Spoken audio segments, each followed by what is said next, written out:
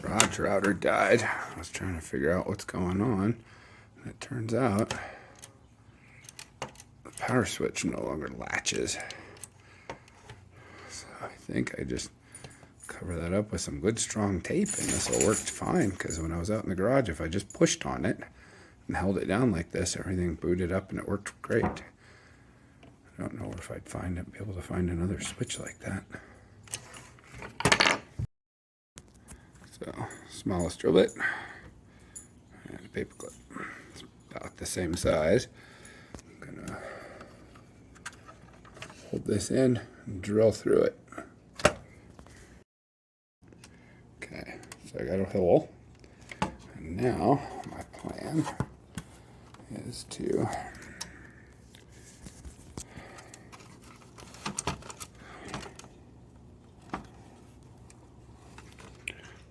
in there. So, with that in place, it's holding the button down. So, let's just